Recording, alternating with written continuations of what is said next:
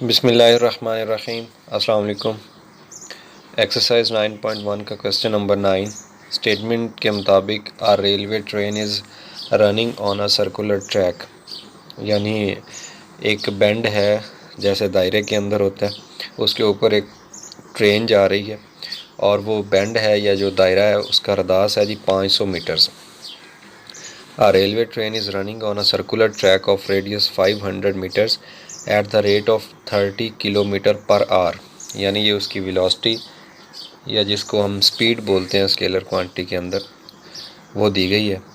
Throw what angle will it turn in 10 second, यानी time दिया गया 10 सेकेंड के अंदर अंदर वो कितना ज़ाविया बदलेगी, क्योंकि दायरे के ऊपर जा रही है, कर्व है और उसने मुड़ना है, खम है ट्रैक के अंदर, तो हमने बताना है कि 10 सेकंड के अंदर वो कितना एंगल चेंज करेगी। देखें कितना प्रैक्टिकली अप्लाई हो रही है ट्रिग्नोमेट्री, पहला ही चैप्टर, पहली ही एक्सरसाइज, और यहाँ पे कितने इंटरेस्टिंग क्वेश्चंस आ गए हैं कि जिनको हम एंगल की मदद से और एंगल से रिलेटेड जो फार्मूले हैं उनकी मदद से और सर्कल से रिलेटेड जो एंगल है उसकी मदद से हम कितने इंटरेस्टिंग क्वेश्चन सॉल्व कर रहे हैं।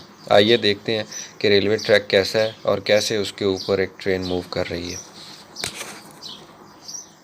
टू स्टेटमेंट ऑफ क्वेश्चन, ये एक सर्कुलर ट्रैक है जो आपको रेड कलर में नज़र आ रहा है और आधे किलोमीटर का यानी 500 मीटर का इसके अंदर रदास है सेंटर से। एंगल हमने फाइंड करना है कि वो 10 सेकंड के अंदर जो ट्रेन है, ये ब्लैक कलर में ट्रेन मूव कर रही है ऐसे कर्व के अंदर, ये 10 सेकंड के अंदर कितना ज़ाविया चेंज करती है। ठीक है, अब ज़ाविया मालूम करने के लिए हमें दो चीज़ें मालूम होनी चाहिए, एक तो रेडियस और दूसरा आर्क लेंथ। बट इस केस के अंदर आर्क लेंथ मिस है। अब क्या करें? अब क्वेश्चन की स्टेटमेंट को गौर से देखें। क्वेश्चन की स्टेटमेंट में जो बात की गई है वो बात की गई है इसकी स्पीड के बारे में, जो ट्रेन की स्पीड है। तो स्पीड को हम जब फिज़िक्स के अंदर क्वेश्चंस को हल करते हैं न्यूमेरिकल वगैरह को, तो स्पीड को v का नाम दिया जाता है। ठीक है, और वो कितनी है? वो 30 kilometre per hour, 30 kilometre per hour, तो ठीक हो गया। और जो टाइम है वो हमें टाइम दिया गया कि 10 सेकंड के अंदर मालूम करके बताएं वो कितना बेंड होगा उसके अंदर। 10 सेकंड टाइम है जी। ठीक है, लेकिन अब मैं ये क्यों लिख रहा हूँ, इन दो चीज़ों को क्यों लिखा है मैंने? आपने फ़िज़िक्स के अंदर एक फार्मूला पढ़ा होगा, उस फार्मूले को बोलते हैं S is equal to v t. ठीक है, S equal to v t, 9th class के अंदर ये फार्मूला है। इस फार्मूले के अंदर तीन चीज़ें शामिल हैं, एक तो वेलोसिटी शामिल है और एक टाइम शामिल है, जो कि दोनों हमें यहाँ दिए गए हैं। और तीसरी बात होती है एस वहाँ कहते थे डिस्टेंस को या फासले को। अच्छा जी, अब हम पहले तो ये फ़ासला मालूम कर लेते हैं कि इतनी स्पीड में और इतने टाइम में वो कितना फ़ासला तय करेगी। जैसा कि लिखा हुआ है 30 किलोमीटर, किलो की जगह मैं लिख देता हूँ 1000, और मीटर मीटर ही आ गया। ओके, पर आवर, आवर की जगह मैं 3600 सेकंड लिख देता हूँ। आप बोलेंगे कि सोचेंगे कि मैं ये क्यों कन्वर्ट क्यों कर रहा हूँ, क्योंकि भाई जो दूसरी मिकदार है क्वेश्चन के अंदर स्टेटमेंट में वो मीटर है, लिहाजा इस किलोमीटर को कन्वर्ट करना लाजमी था मीटर में। और जैसे ही किलोमीटर को कन्वर्ट करते हैं हम, तो जो आवर है बड़ा यूनिट, इसको भी छोटे में कन्वर्ट करना पड़ता है, सेकंड आ गया। अच्छा, ये v की वैल्यू आ गई, ये सारी v की वैल्यू मैंने लिख दी है ओपन करके। और साथ में है टाइम, टाइम कितना है जी? टाइम है जी 10 सेकंड, 10 सेकंड। अब देखें ये जो 10 है, अब वैल्यूज़ कैंसिल हो रही हैं ऊपर नीचे, इसकी एक सिफर इस एक ज़ीरो के साथ कैंसिल हो गई, ये सेकंड सेकंड के साथ कैंसिल हो गया। अच्छा, बाकी ये जो सिफर थी ये इसके साथ कैंसिल होगी।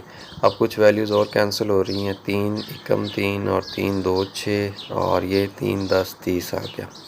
फिर 2 पे कैंसिल हो रही, 2 6 12, 2 5 10, फिर कैंसिल हो रही है 2 3 6 और 2 50 100। ठीक हो गया।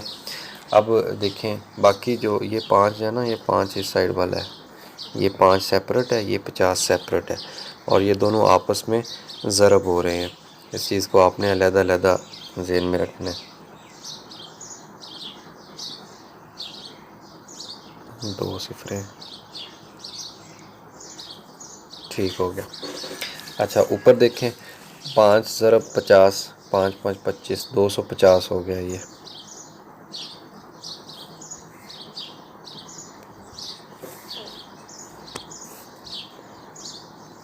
ये आपस में ज़रब हो गए, ठीक है ना। ये 5 इस 10 के साथ कैंसिल हो गया है, तो 5 5 25,